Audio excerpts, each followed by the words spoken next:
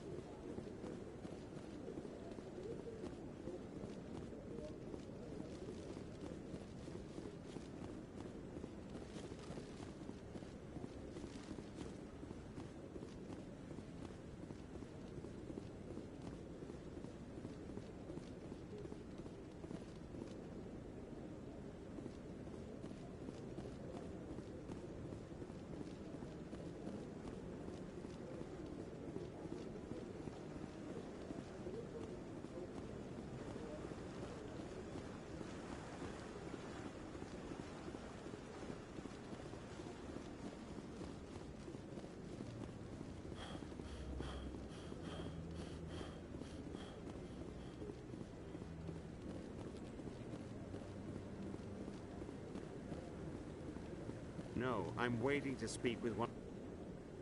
Congratulations on becoming the first human Spectre, Commander. I'm certain you'll be up to the challenge. I appreciate that. My name is Admiral Kahoku. It's about time the Alliance got one of our own in with the Spectres. We need people like you to deal with our problems. Is something wrong, Admiral? I'm getting stonewalled by bureaucratic assholes. Nothing new. Maybe you can help me, Shepard. One of my recon teams was investigating some strange activity out in the Traverse. We lost contact yesterday. Now I can't get clearance to check it out. Suddenly it's a restricted area. But that doesn't apply to you, Shepard. Spectres can go anywhere they want.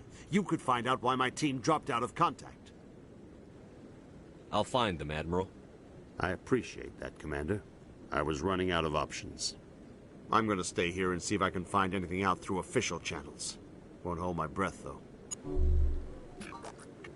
I'll upload the info on where my team was last seen to your ships. Maybe you can get some answers.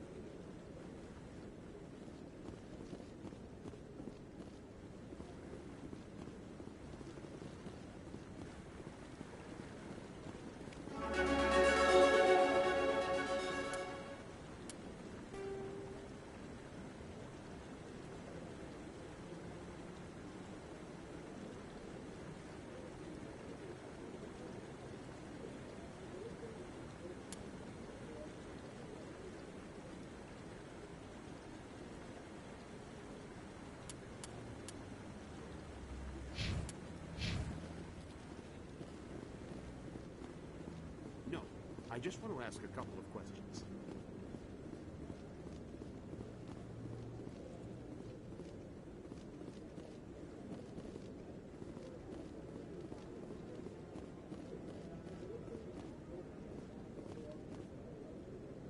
Huh.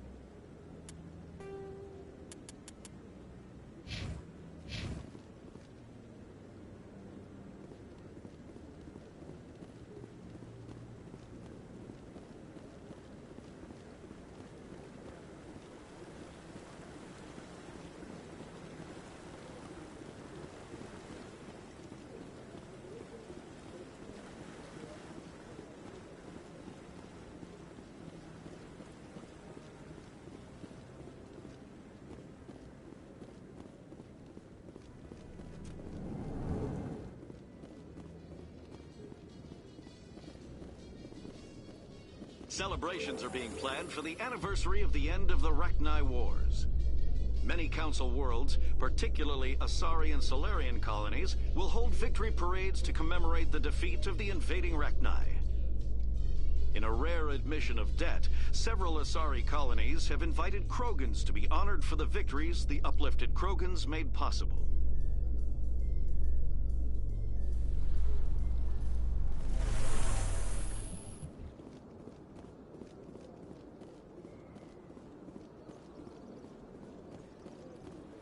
Welcome to Presidium Tourism Terminal 2. You are standing near the base of the Citadel Tower, one of the Presidium's most recognizable and important structures. For your convenience, this terminal is programmed with information on the tower, the relay monument, and the keepers. I'd like to know more about the Keepers. Little is known about these peaceful servants of the Citadel, though they are essential to the operation and maintenance of the entire station. Citadel regulations protect the Keepers against interference during the performance of their tasks. Failure to comply will result in harsh penalties. Keepers can be seen in all sections of the Citadel, but are typically found in and around the tower. Any particular reason there are so many Keepers in this area? The Keepers do not communicate with other species. It is assumed, however, that the tower houses the Citadel's primary control systems. Many of the station's systems, such as navigation and life support, function automatically. It is believed the Keepers operate those systems from inside the tower's inaccessible core. The Keepers also make frequent appearances in the Council chamber itself, though they appear to be just passing through on their way to some other destination.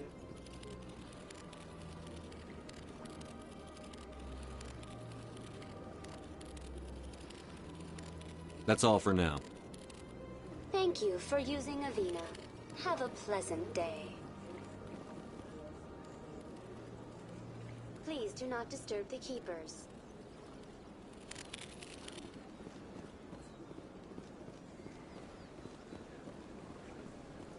Let all races herald the glory of the Enkindlers who raised them all to enlightenment. Where there was only darkness, the Enkindlers gave light. Where there was only ignorance, the enkindlers gave wisdom. Where there was only silence.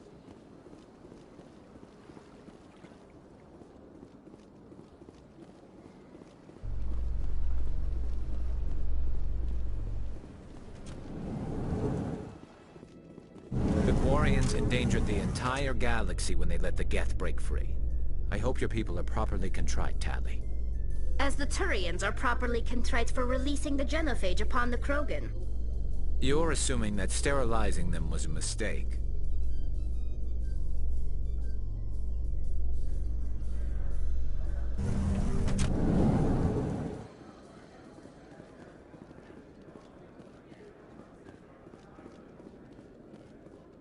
So how are you liking your posting at the academy? It's good. Busy, though. I can't believe how many people you get coming in from the wards. Yeah, it's the busiest station on the Citadel. You'll never get bored. I guess not, but you could still use a few more men. That's why we brought you here. Sure, but there's still way more complaints than the officers can handle. That's just life near the wards, kid.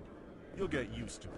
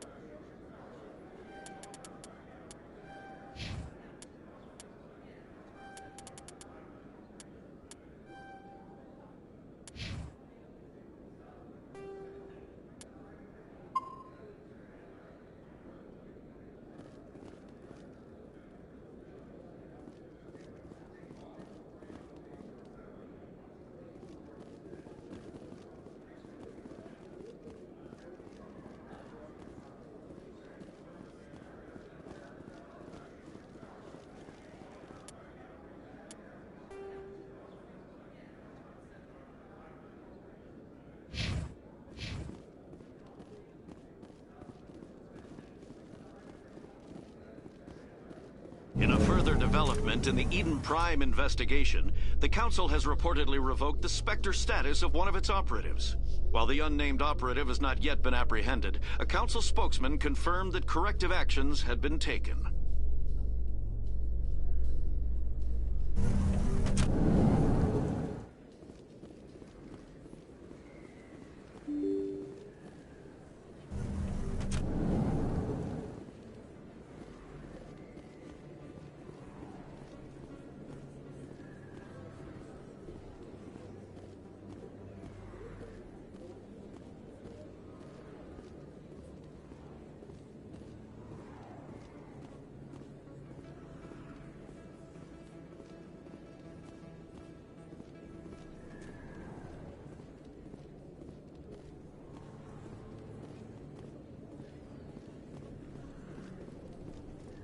Hey, Commander Shepard. Good to see you again. Anything you need?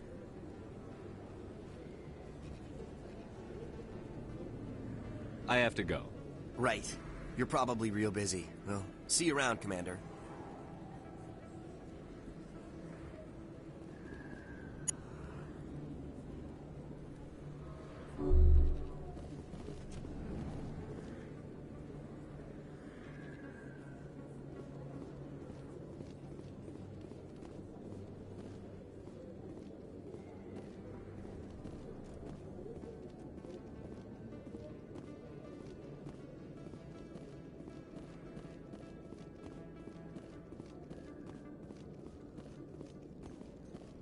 In light of the recent attack on Eden Prime, many colonial investors are pulling their support for future projects. Proponents of expanded human colonization insist that Eden Prime was an isolated case. Nevertheless, colonist enrollment has dropped sharply. Many colonial proposals are on hold until backers have some reassurance that human colonies will be adequately protected.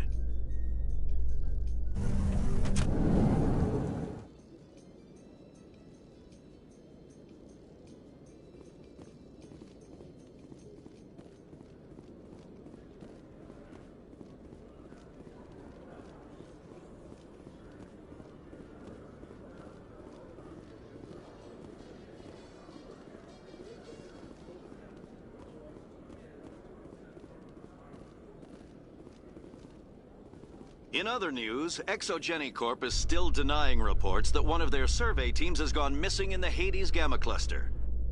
When asked why communication with the survey team was suddenly cut off last week, company officials refused to comment.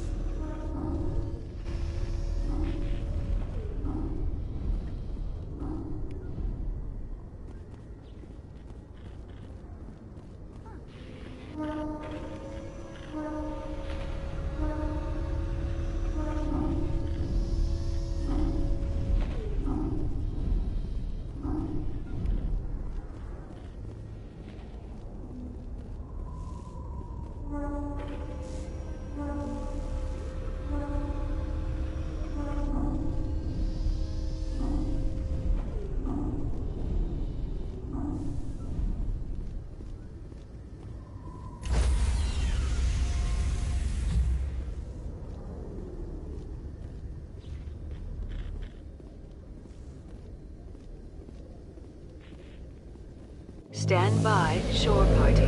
Decontamination in progress.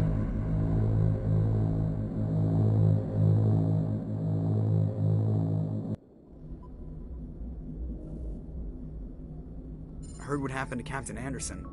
Survives 100 battles and then gets taken down by backroom politics. Just watch your back, Commander.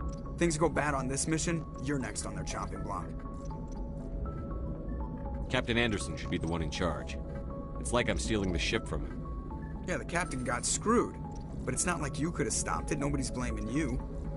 Everyone on this ship's behind you, Commander. 100%. Intercom's open. If you got anything you want to say to the crew, now's the time.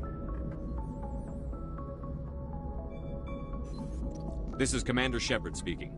We have our orders. Find Saren before he finds the conduit. I won't lie to you, crew. This mission isn't going to be easy.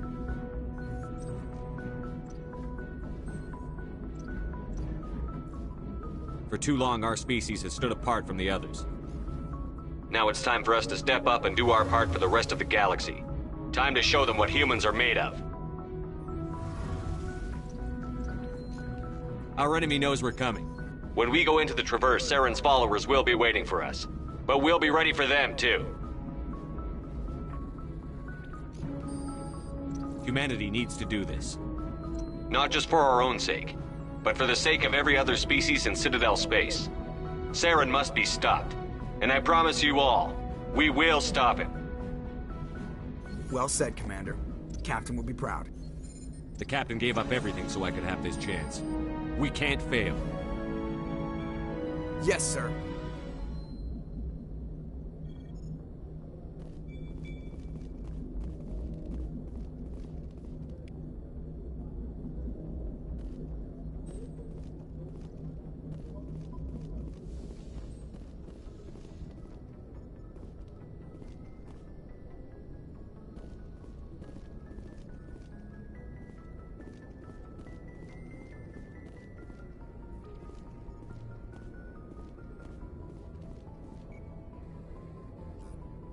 If anyone has to take over for Captain Anderson, I'm glad it's you.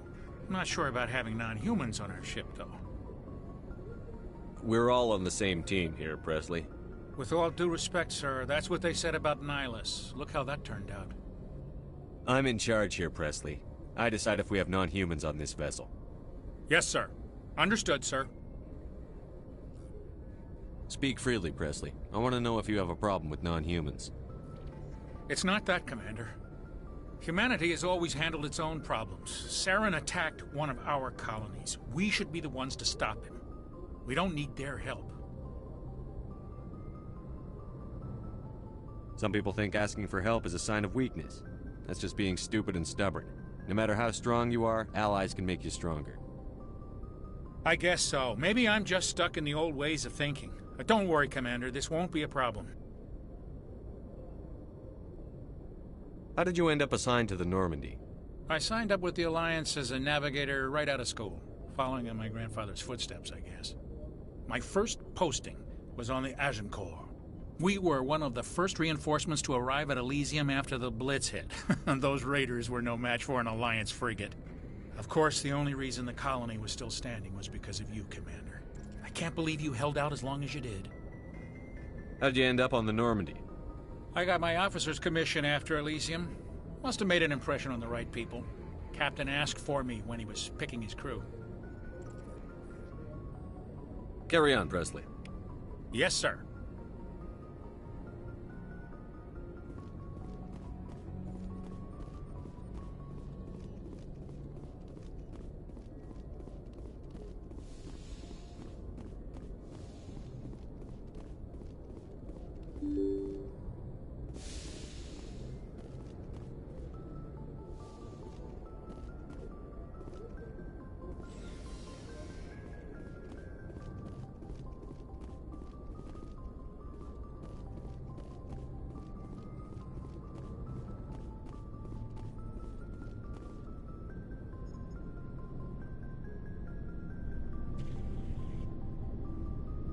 Anything you need, Commander?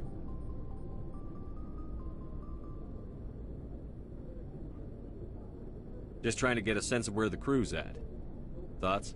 I've wasted enough of your time for now, Commander. We'll have time for personal debriefings later.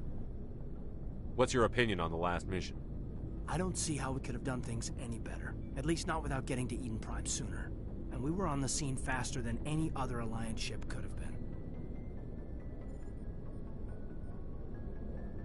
Just trying to get a sense of where the crew's at. Thoughts? I've wasted enough of your time for now, Commander. We'll have time for personal debriefings later. We'll talk another time, Lieutenant. Commander?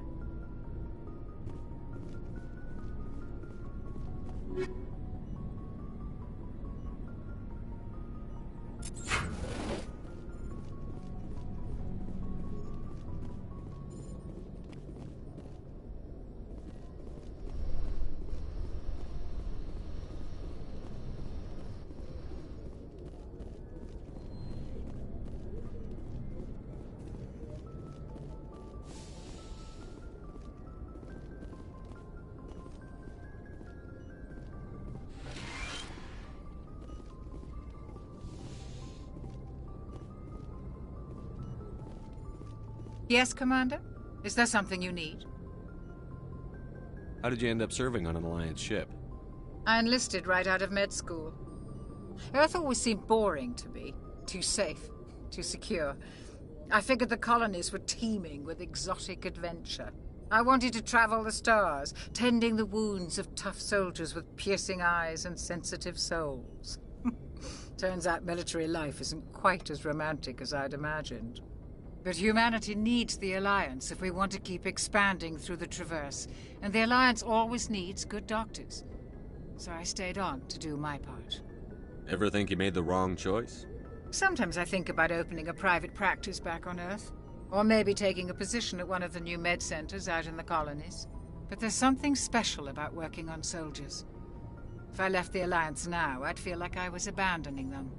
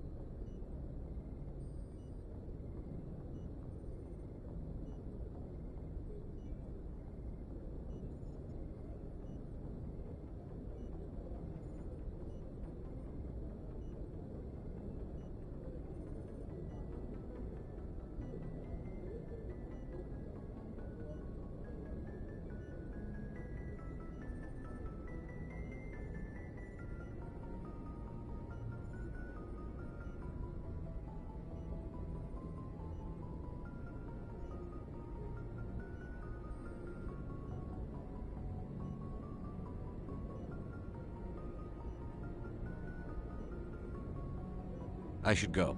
Goodbye, Commander.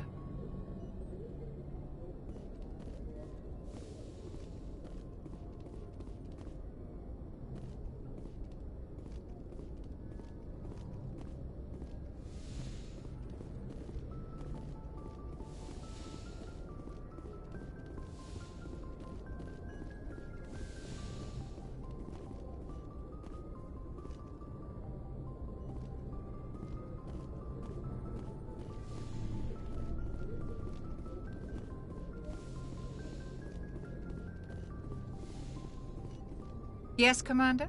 Is there something you need? How well do you know the lieutenant? I'd never worked with him before this mission. But he has an impressive service record, over a dozen special commendations. Tends to keep to himself, though. Maybe because of the headaches. It's not easy being an L2. What does that have to do with it? Well, most biotics now use the L3 implants. Lieutenant Alenko was wired with the old L2 configuration. Sometimes there are complications. What kind of complications? Severe mental disabilities, insanity, crippling physical pain. There's a long list of horrific side effects. Caden's lucky. He just gets migraines. I should go. Goodbye, Commander.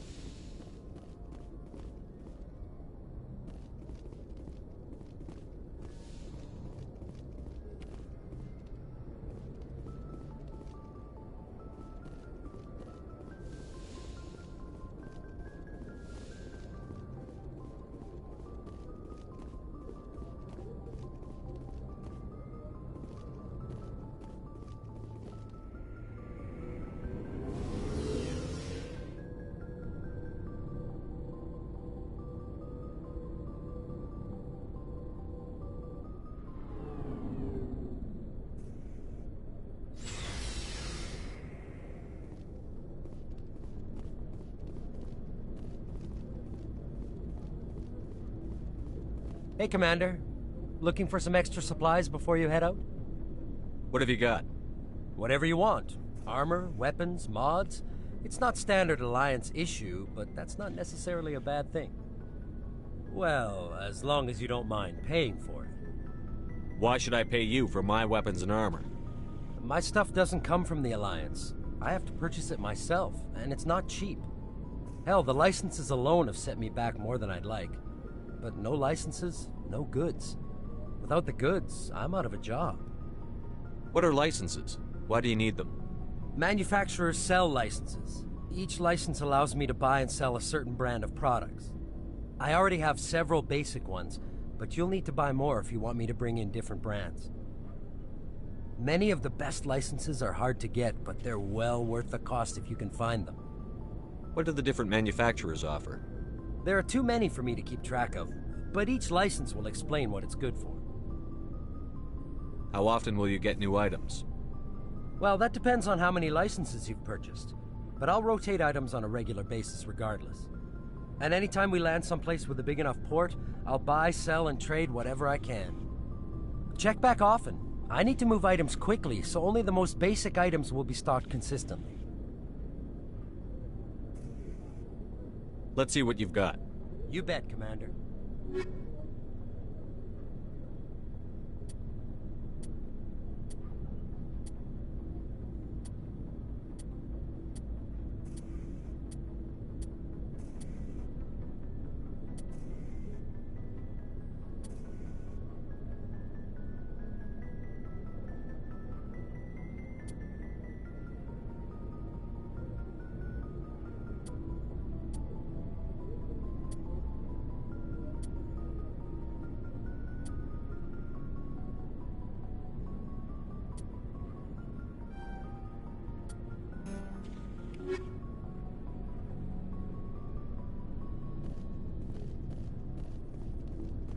Thanks for bringing me on board, Commander.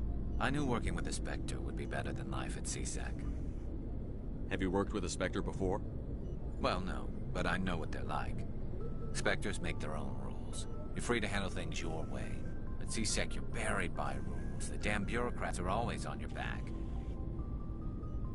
For the most part, the rules are there for a reason. Maybe. But sometimes it feels like the rules are only there to stop me from doing my work. If I'm trying to take down a suspect, it shouldn't matter how I do it, as long as I do it.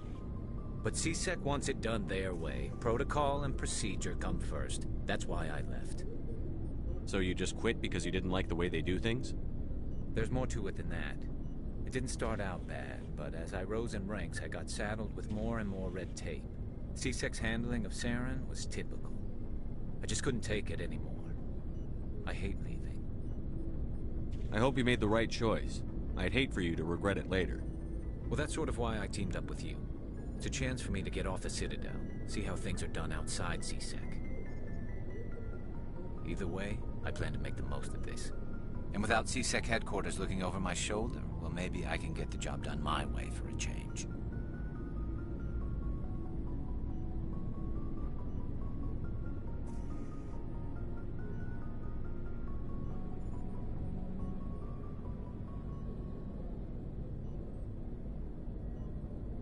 If getting the job done means endangering innocent people, then no. We get the job done right, not fast. Got it? I wasn't trying to... I understand, Commander.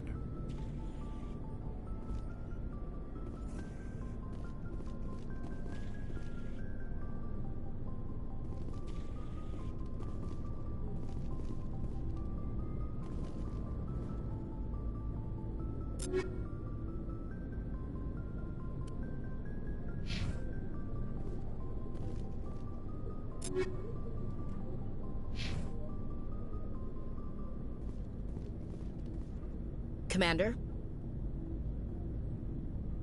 Do you have a few minutes to talk one-on-one? I'm sorry, Commander. I need to get my duty squared away. I wouldn't mind talking more later, though. What's your opinion on the last mission? Kinda wish you'd got there sooner, Commander.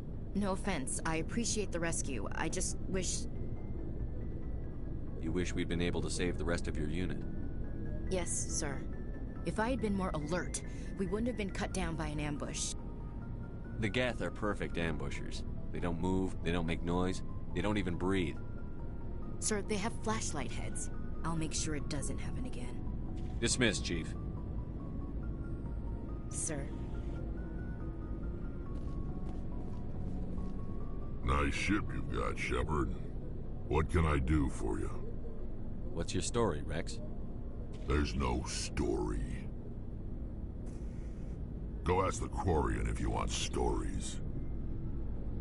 You Krogan live for centuries. Don't tell me you haven't had a few interesting adventures. Well, there was this one time the Turians almost wiped out our entire race.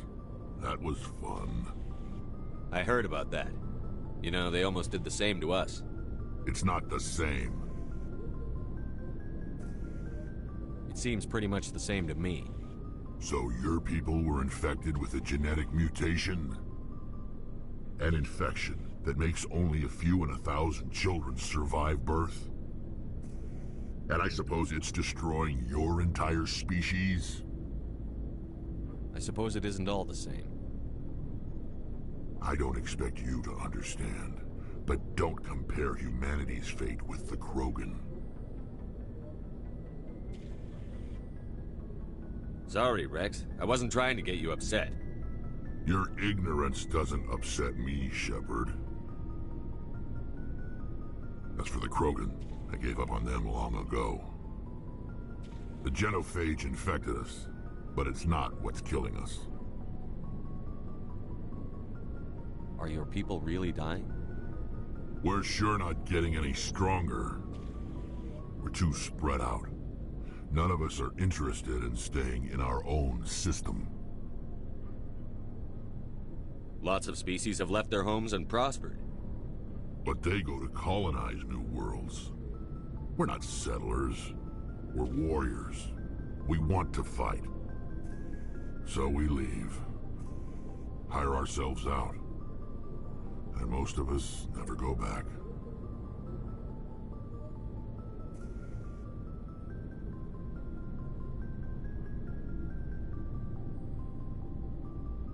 So long, Rex. Shepard.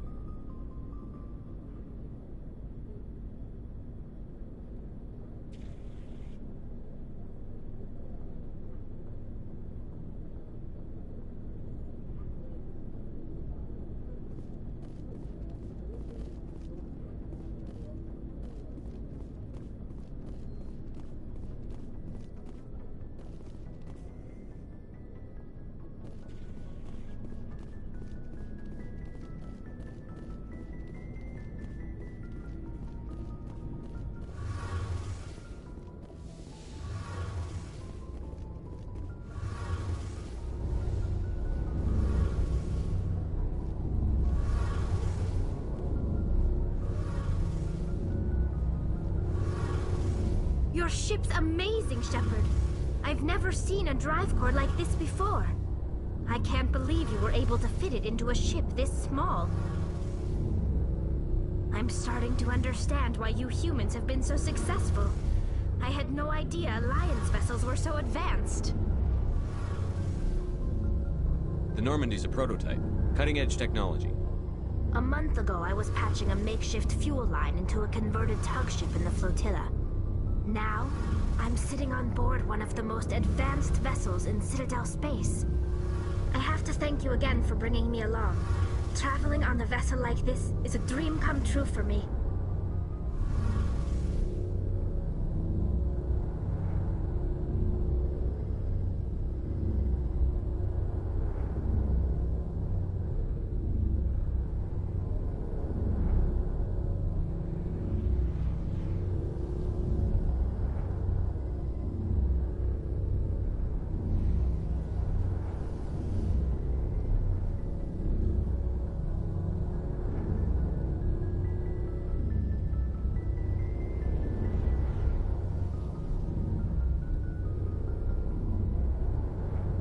I had no idea you found ship technology so interesting. It comes with being a Quarian. The migrant fleet is the key to the survival of my people. Ships are our most valuable resource. But we don't have anything like this. We make do with cast-offs and second-hand equipment. We just try to keep them running for as long as we can. Some of the fleet's larger vessels date all the way back to our original flight from the Geth.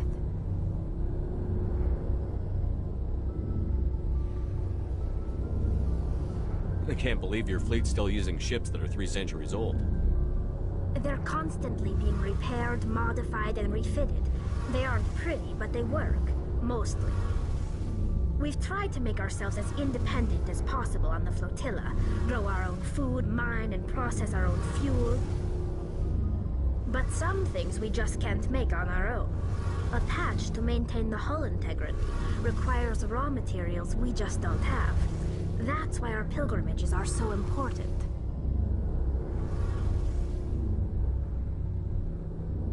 I want to know more about the pilgrimage. When my people reach maturity, we leave our birth ships and seek acceptance with a new crew. It's necessary to maintain genetic diversity among the fleet. But no ship wants to accept someone who will be a burden on them. So, to prove our worth, we embark on a pilgrimage. We set out alone, leaving the flotilla and our families behind us. We only return once we have found something of value we can bring back to the fleet. This is presented as a gift to the captain of the respective ship we wish to join. If the gift is accepted, we are welcomed into the crew. Can a captain choose to reject the gift? That doesn't happen often. Most captains are eager to increase the size of their crew. It increases their own standing in our society. Even when a gift is not particularly valuable, the captain usually accepts it out of a sense of tradition. However, there is a stigma to presenting a substandard gift. It's not the best way to make a good impression on a new community. Most pilgrims don't return until they find something worthwhile. I can't believe they just send you off alone. It's not like they just cast us out. Before we leave, we are given lessons in how to survive outside the flotilla, and given gifts to help us on our journey. We also receive implants to fight off sickness and disease. Generations of living in an isolated and highly controlled environment have left our immune systems weaker than most. By the time we leave the fleet, we are well equipped for the pilgrimage. This is a rite of passage for all Quarians. If it were dangerous, our numbers would suffer. Virtually every pilgrimage ends with a triumphant return and the ritual presentation of the gift to one of the fleet's captains. I want to talk about something else. Like what? I should go. See you later. Hey, Shepard. You need something? I want to know more about the Geth. I doubt I can tell you anything you don't already know. It's been almost 3 centuries since they drove my people into exile. All I know is the story of their origins. What they were when we created them, and how they turned on us. Interesting. The Geth were originally created to serve as an automated manual labor force. Initially, their intelligence was as limited as any VI. Over time, we made small modifications to their programming to allow them to perform more varied and complex tasks, bringing them closer and closer to true AI status.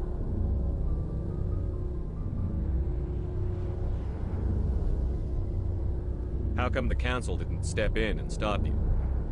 This wasn't true AI research. We may have been skirting the bounds of the law, but we never did anything that was actually illegal. The changes were so insignificant, so gradual, that we were able to control them. Or so we thought. But one thing we underestimated was the power of the neural network. A million Geth thinking simultaneously created an inherently unstable matrix.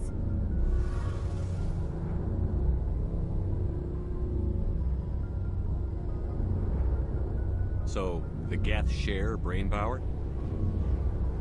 Many of the Geth's logic systems were designed to work in concert with other nearby Geth. Basically, the more of them you have in a group, the smarter they are.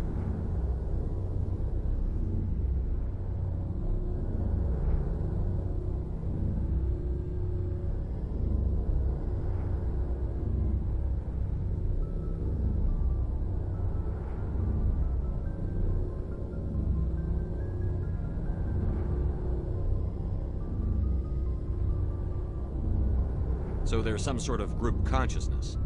No, nothing like that. They cannot share sensory data or information. Their programming cannot handle that much simultaneous input. Each Geth maintains an individual awareness and identity.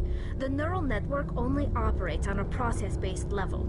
It's basically the synthetic equivalent of a subconscious. But when they're in close proximity, they can coordinate low-level functional processes, freeing up more capacity for original or independent thought.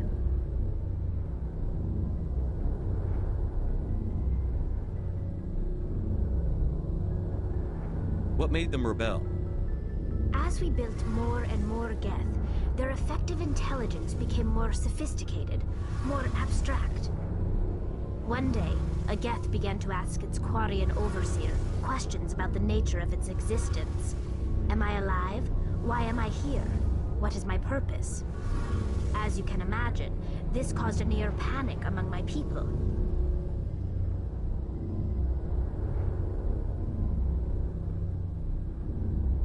I don't see what's so bad about those questions. The Geth were created to engage in mundane, repetitive, or dangerous manual labor. That's fine for machines, but it won't satisfy a sentient being for long.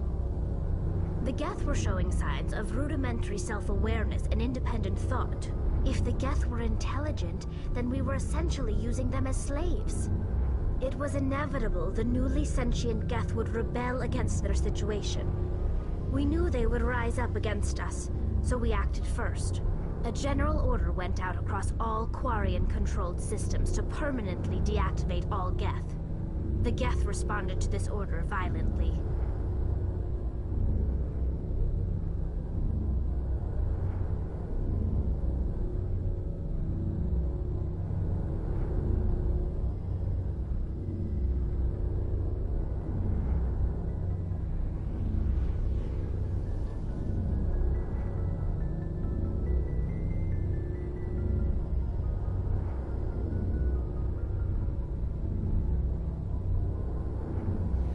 Can't blame them for fighting for their survival. We had no other choice. The Geth were already on the verge of revolution. By acting quickly, we had a chance to end the war before it began. The hope was that most of the Geth would still be little more than machines, incapable of organized resistance. But they had progressed much further than anyone anticipated. The war was long and bloody. Millions upon millions of Quarians died at their hands. In the end, we were forced to flee our own homeworld. We feared the Geth would pursue us, but they never came beyond the Veil. Now we drift through space, exile searching for a way to reclaim what was once ours. It's hard to feel sorry for you. Your ancestors tried to wipe out another species. We made a mistake when we created the Geth in the first place, but we did not make a mistake when we went to war against them. If we had not acted, they would have wiped us out. They're a synthetic life form. They have no use for organics. None. Why do you think they cut themselves off from the rest of the galaxy? Why do you think they've killed every organic being who's ever tried to contact them?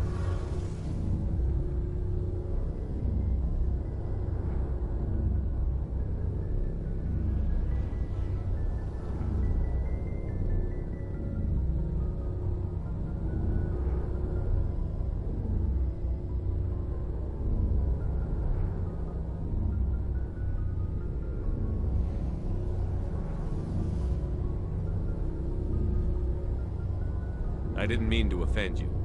I'm sorry. I didn't mean to get so worked up. Most Quarians tend to have pretty strong opinions about the Geth. Tell me about your people. Our lives aren't easy.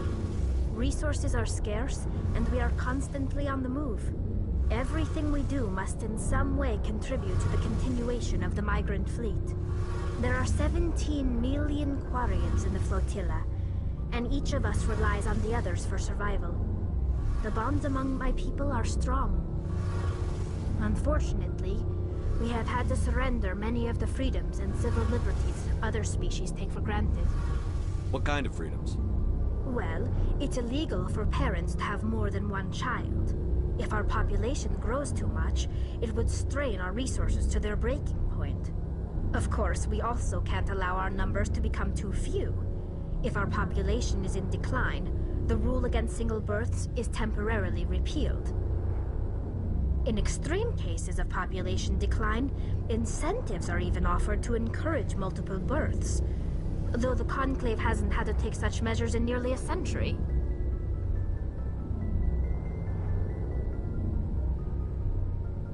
That's your government.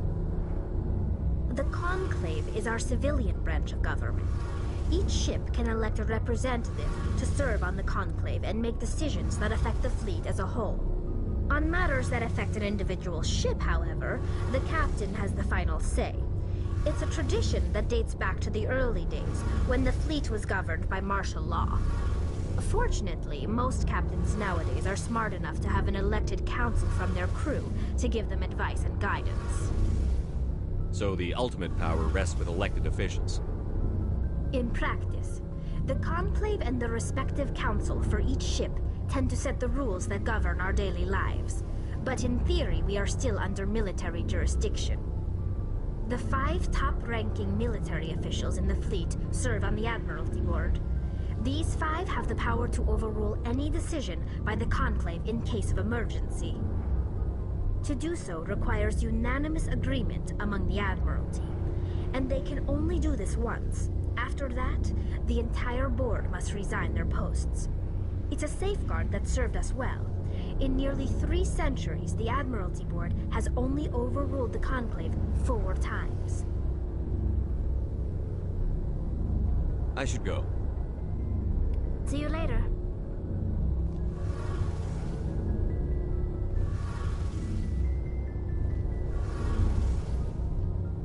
Hey, Commander, you know that Quarian, Tally? She's been spending all her time down here asking me about our engines.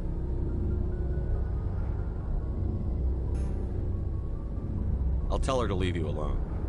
What? No, she's amazing. I wish my guys were half as smart as she is. Give her a month on board and she'll know more about our engines than I do. She's got a real knack for technology, that one. I can see why you wanted her to come along. I figured she'd be a real asset to the team. You got an eye for talent, Commander, but I'm guessing that's not why you came down here. Fill me in on the IES stealth systems. How does it work exactly? You can't hide a ship out in space. They emit too much heat and radiation. Too easy for sensors to pick them up, unless you find a way to capture those emissions. So our stealth systems trap the energy we give off in storage sinks built into the ship itself. No emissions to give away our location. Eventually the sinks have to be vented. More than a few hours silent running and they overheat. Cook us inside our own hull. There's no way for anyone to detect us? A visual scan can still pick us up. Anyone looking out a window can see us plain as day. But you have to be pretty close to get an actual visual out in space. Most vessels rely on scanners. As long as the stealth systems are engaged, they can't see us. Not unless we accelerate to FTL speeds. Why doesn't it work with faster-than-light travel? Cranking up the FTL blue shifts our emissions, pushes them into frequencies too high to capture in the sinks. As soon as we make the jump, it's like setting off a flare.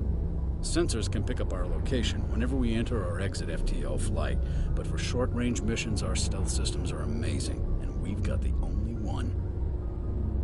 Where else have you served, Adams? If you name a class of Alliance ship, I've probably served on it. Everything from dreadnoughts and carriers right down to frigates like the Normandy. My last assignment was on the Tokyo, only a cruiser, but she was a good ship. Couldn't hold a candle to the Normandy, though. I want to know more about the Normandy. She's the best ship I've ever served on, probably the fastest vessel ever designed. And she's the only one using the new Tantalus drive core. What's so special about the Tantalus drive core? Proportionally, it's about twice the size of any other vessel. Not only are we faster, but we can run at FTL speeds longer before we have to discharge the core. Carry on, Adams.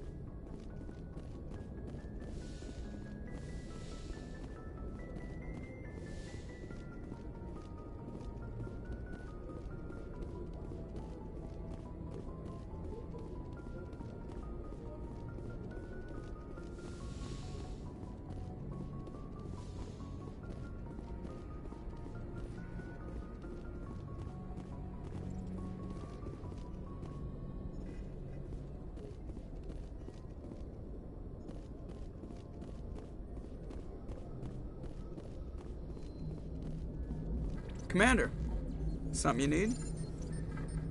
How's the Normandy performing? Is she everything they said she'd be? She's the best ship in the fleet, if you've got a pilot who knows how to handle her. Balance isn't what you'd expect. Takes a while to get used to that oversized drive core we got stuffed in the back, and her power can sneak up on you if you're not careful. The Normandy's probably too much ship for your average Alliance pilot, Commander. Lucky for you, I'm anything but average. I like to know my crew. Mind if I ask you a few questions? I can see where this is going. You did a background check on me, didn't you? Well, I'll tell you the same thing I told the captain. You want me as your pilot. I'm not good. I'm not even great. I am the best damn helmsman in the Alliance fleet. Top of my class in flight school, I earned that. All those commendations in my file, I earned every single one. Those weren't given to me as charity for my disease. I'm sorry, Joker. I didn't even know you were sick. You mean you didn't know? Oh, crap. Okay, I've got Vrolik syndrome, brittle bone disease. The bones in my legs never develop properly. They're basically hollow, too much force and they'll shatter. Even with crutches and my leg braces, it's hard to get around. One wrong step and crack! It's very dramatic. But I've learned to manage my condition, Commander. Put the Normandy in my hands and I'll make her dance for you. Just don't ask me to get up and dance unless, you like the sound of snapping shin bones. Why does everyone call you Joker? It's a lot shorter than saying Alliance Flight Lieutenant Jeff Moreau. Plus, I love to make little children laugh. You're dodging the question. Look, I didn't pick the name. One of the instructors in flight school used to bug me about never smiling. She started calling me Joker, and it stuck. Why didn't you ever smile? Hey, I worked my ass off in flight school, Commander. The world's not gonna hand you anything if you go around grinning like an idiot. By the end of the year, I was the best pilot in the academy, even better than the instructors, and everybody knew it. They'd all got their asses kicked by the sickly kid with the creaky little legs. One guess who was smiling at graduation?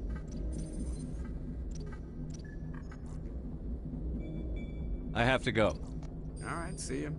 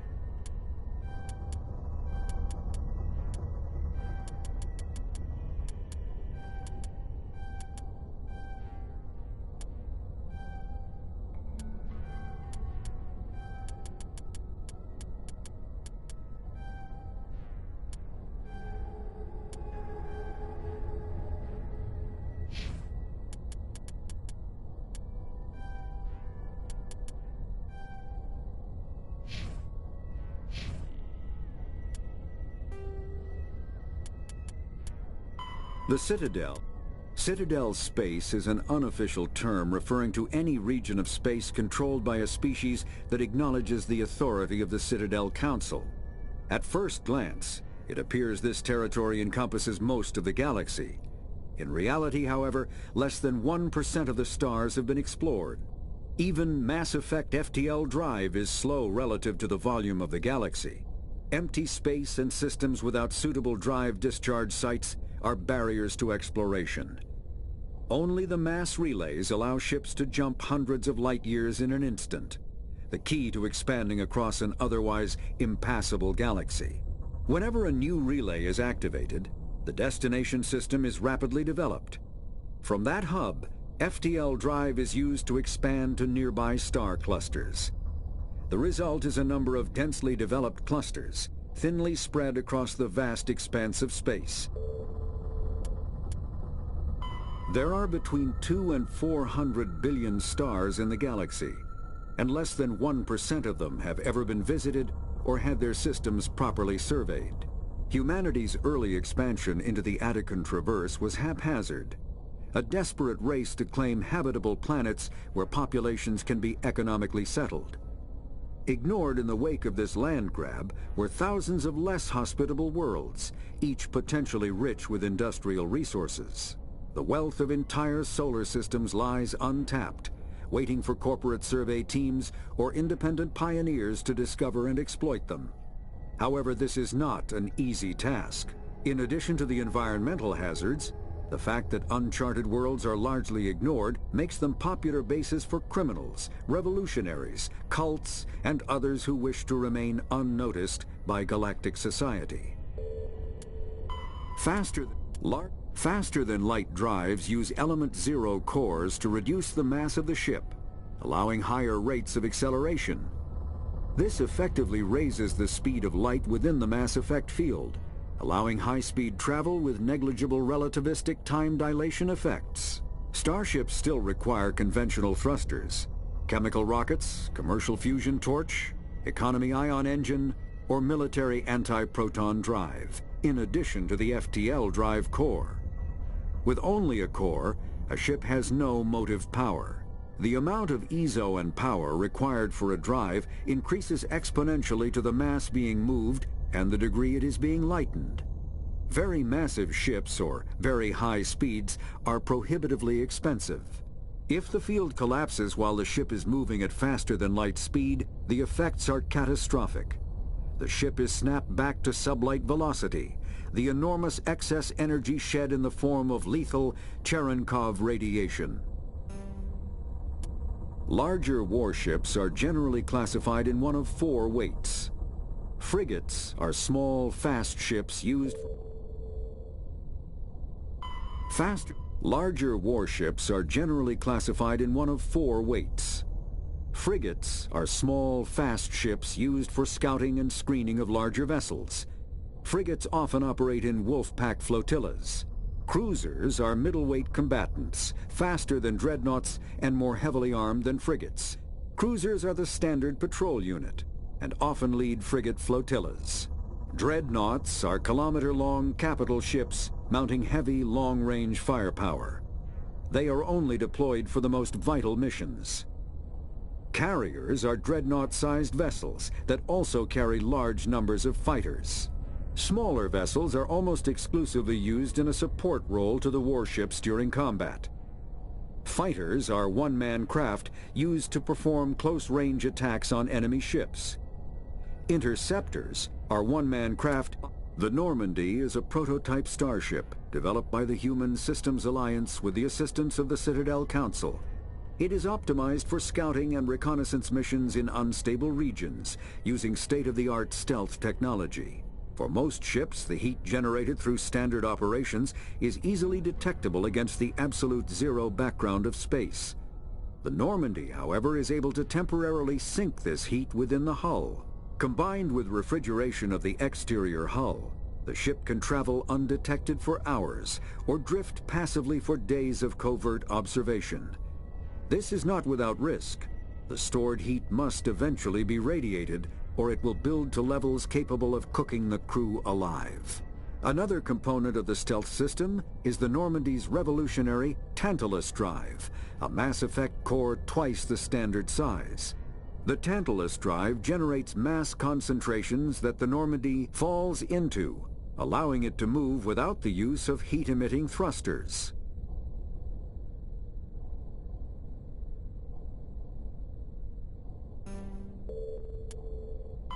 Biotics is the ability of rare individuals to manipulate dark energy and create Mass Effect fields through the use of electrical impulses from the brain. Intense training and surgically implanted amplifiers are necessary for a biotic to produce Mass Effect fields powerful enough for practical use.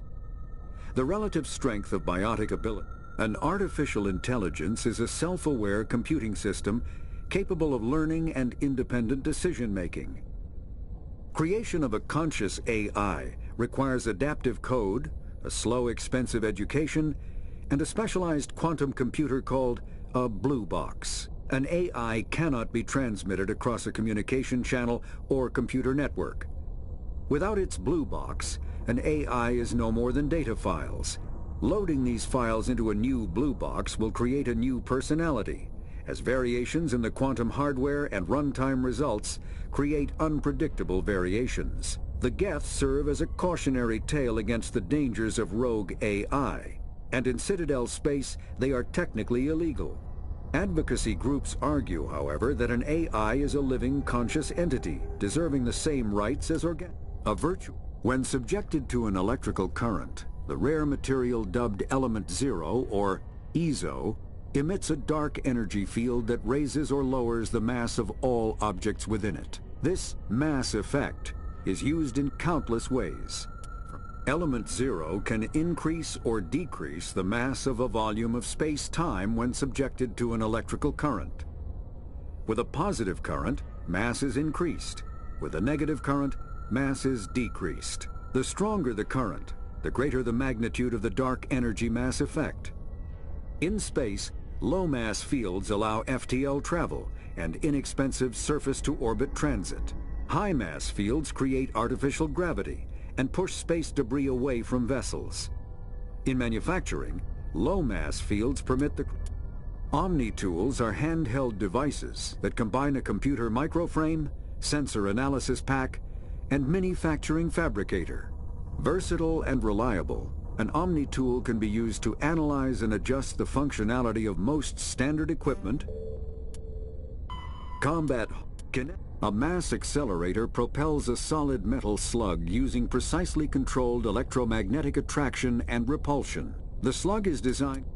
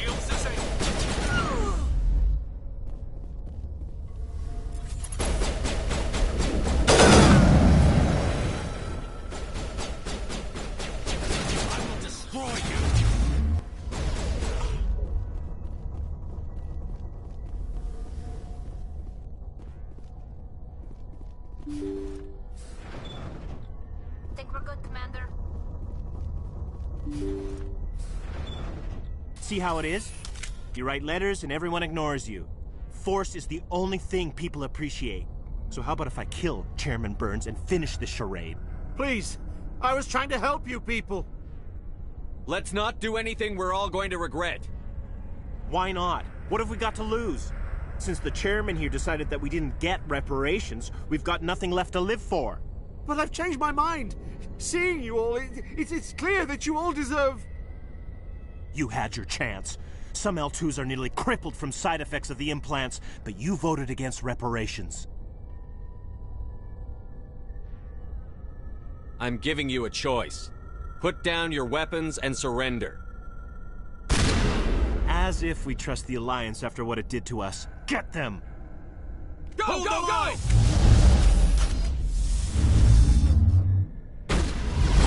Lost shields!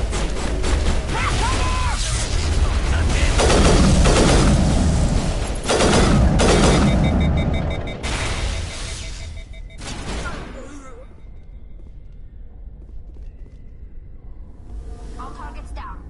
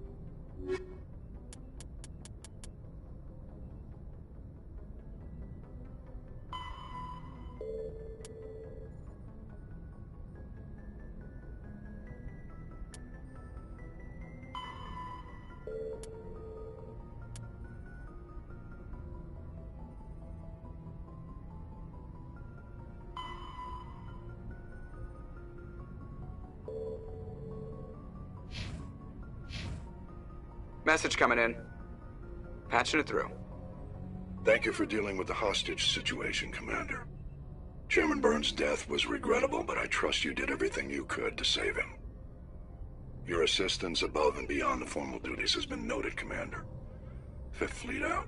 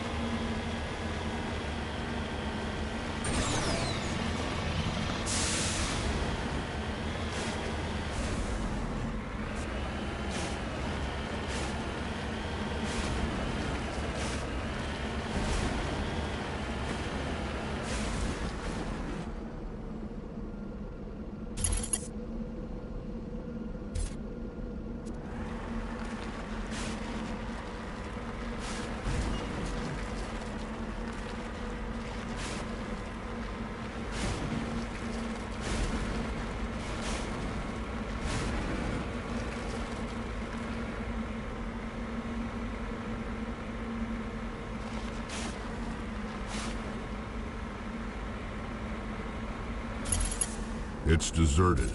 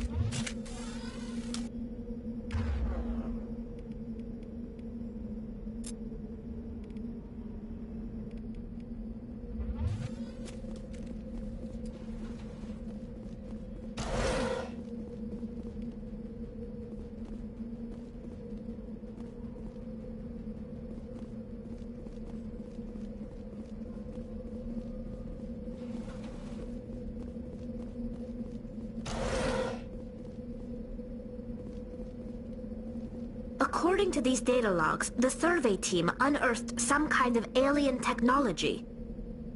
Could be answers at the excavation site. According to these data logs, the survey team unearthed some kind of alien technology. Could be answers at the excavation site.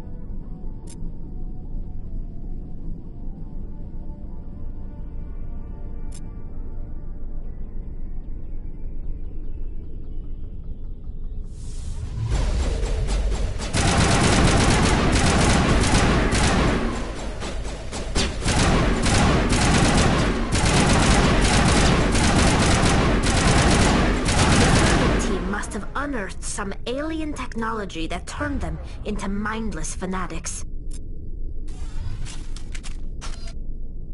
Whatever they found, it's long gone now.